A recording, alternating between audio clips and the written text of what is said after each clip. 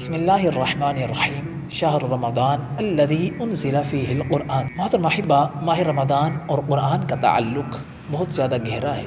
جس کا اندازہ آیت مقدسہ کے اس حصے سے لگایا جا سکتا ہے جس کو سرنامہ سخن کے حیثیت سے آپ کے سامنے گوش گزار کیا کہ رب کائنات فرماتا ہے شہر رمضان، کہ رمضان وہ مہینہ ہے الذی انزل فیہ القرآن، کہ جس میں قرآن کو نازل کیا گیا۔ ہم دیکھتے ہیں کہ ایک ہمارے معاشرے میں وہ تعداد ہے کہ جنہوں نے پورا سال بھی اگر قرآن کو ہاتھ نہ لگایا ہو، قرآن کو کھول کر نہ دیکھا ہو، ماہ رمضان میں وہ بھی قرآن کی طرف آتے ہیں۔ یہ بھی خوش آئند بات ہے، چلو آئے تو صحیح، لیکن یاد رکھیں قرآن کا ہم پر صرف یہی حق نہیں ہے کہ سال بعد اس کو کھول لیا جائے،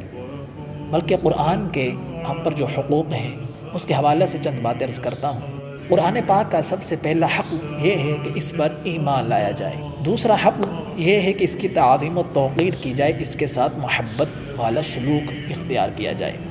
یعنی بے ادبی سے بچا جائے، بے وضو ہاتھ نہ لگایا جائے، اس کی طرف پاؤں نہ کیے جائیں، تو جتنی بھی چیزوں کا تعلق بے ادبی کے ساتھ ہے ان تمام سے بچا جائے، اور جو اس کی محبت و تعظیم کا سلسلہ ہے اس کو جاری رکھا جائے۔ قرآن کا تیسرا حق جو کہ ہر مسلمان پر ہے وہ یہ ہے کہ قرآن پاک کو صحیح انداز میں پڑھا جائے،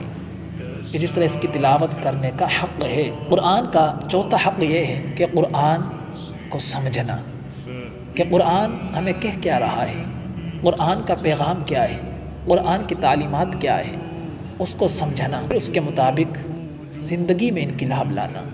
کہ اس کے مطابق عمل کرنا۔ اور قرآن کا پھر آخری حق یہ ہے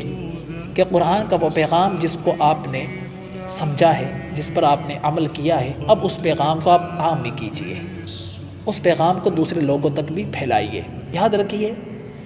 قرآن کو